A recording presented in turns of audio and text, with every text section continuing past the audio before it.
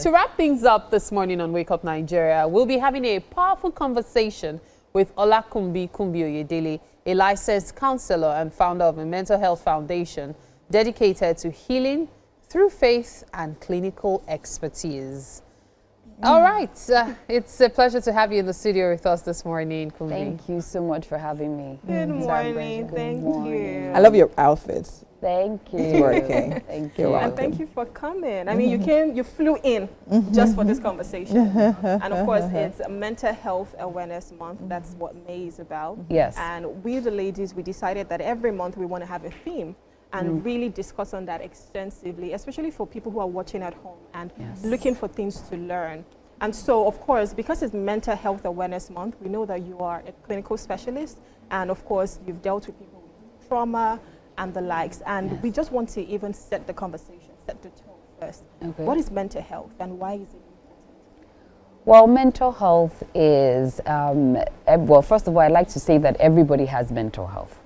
But not everybody has mental health challenges. And so it's very important for us to know that mental health is the way that we think, the way that we behave, is the way that we interact with other people, is the way that we connect, is the way that we, our thought patterns. And so it's very important, our emotional wellness. So it's very important that well, we speak about it. But a lot of people, there's a lot of stigma attached to mental health, and so some people, a lot of people shy away from it. But it's the fact that we all have mental health, but we don't all have mental health challenges. Okay, so important to set that. So I mean, there's good mental health, right, and probably there's bad mental health. So now I think the question here is now, at what point, from your experience, should people now seek help? Because I mean, there's this, I don't want to call it a theory, it's not a theory. There's this common saying in Nigeria, everybody in Nigeria is not okay. Because I mean, we're faced with challenges day in, day out. And of course, other people in other countries as well. But like, I'm using Nigeria as a case study because I mean, our issues are all over the place, do you understand? And then it just seems that we get by and we just, so at what point is it important that we now start seeking medical help? Well, at the point where it's affecting your daily life, where, for example, you wake up, you don't want to get out of bed, where, for example, you notice that there's a norm, everybody has a norm. And when your norm is not, the baseline has fallen, your norm is not normal. You don't feel like yourself, where you don't feel like you're sad, you're crying consistently. Or, for example, you're struggling at work, you're struggling you're isolating yourself. You don't want to be around people anymore. So things that you normally would enjoy, you don't enjoy doing it anymore. So those are times when you feel like, you know what, there's something going on. I need to seek help. I need to go and find help and healing to deal with this situation. Okay. One thing I've realized about mental health is it can be quite borderline. So for somebody who is not social, who suddenly becomes social, it could also be a sign. And that is usually ignored. People will say, oh, she's coming out of her shell. But she might not be coming out of her shell. She might be suffering from depression and is trying too hard to act like all is well. So I believe oftentimes getting that clinical test is usually what helps. I wonder if you agree with that. Well, I feel like somebody that is maybe an introvert that is trying to, so there are different things, and that's why it's so nuanced, right? It's hard to pick things and you have to, but somebody that is struggling with that is an introvert that is trying to come out, why is she, right? Is there something, what's the reason behind it? So the reason behind it will give us the understanding behind what it is that is going on. But it is very important that even when somebody as introvert, doesn't mean that they don't have times when they want to interact, but they usually will go back to their shell, which is okay. But it is when at the time where you are, even when you're an introvert, you still find that you cannot, when you're functioning with people daily, there's still a struggle. There is a sadness, there's an emotional sadness, or there is a feeling of dissatisfaction. You know that this is not normal. Then that's when you need to know that you need to go and seek out for So one thing I've always thought about, and I'm sure so many people think the same way, is some people will tell you, oh, I'm depressed. But are you really depressed or are you just sad? How do we differentiate? Because you said there's a sadness within. How do we differentiate maybe something is not going well at this time and you're just sad about it, or even being depressed?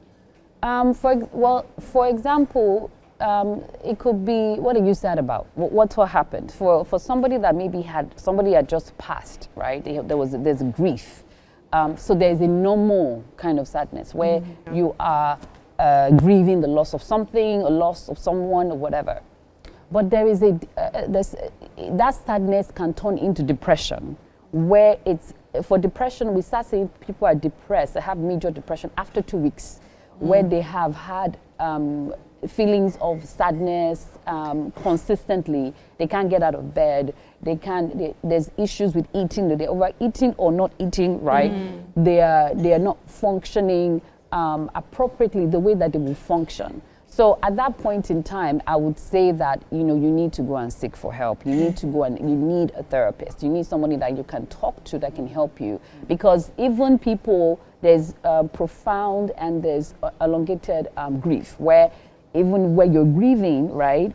Although we can't really measure how people grieve, but even though it can even now lead to depression.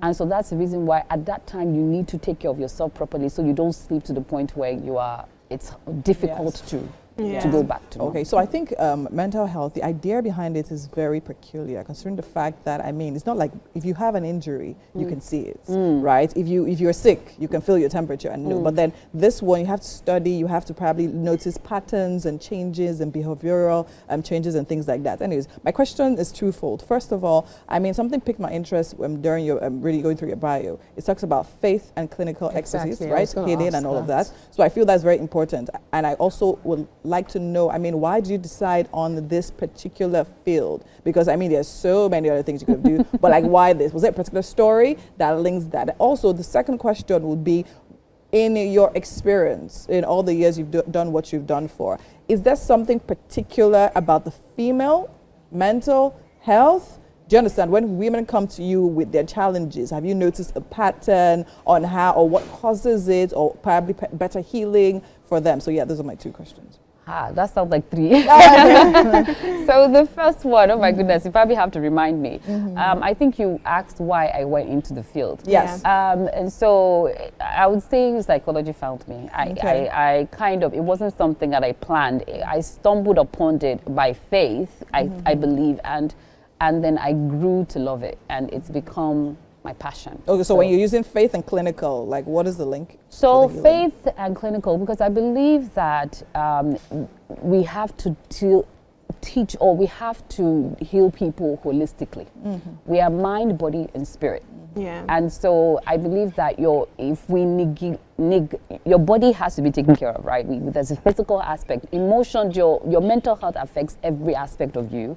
And so your faith is very important for you to increase your spiritual life as well as to incorporate your physical as well. So because we have all those components, I have seen with the experience I've had that it's very important to incorporate both your faith and to deal with your spirit, the physical, exercise, eating right, and all, sleeping right, and your soul, right? The healing of your soul, your emotions, making sure that the way that you're interacting with people, things that self-soothing and self-care is very important. Very important. The combination of all of that. Okay, so right now we actually have to take you to the kitchen. I guess you'll be answering the last question of if there's anything particular I about think Mary, women. you had a question. Right. Yeah, just before but we she hasn't go. even finished answering our first questions. Okay. But let's Okay, go to the kitchen. kitchen. Maybe We'll we'll have the chance.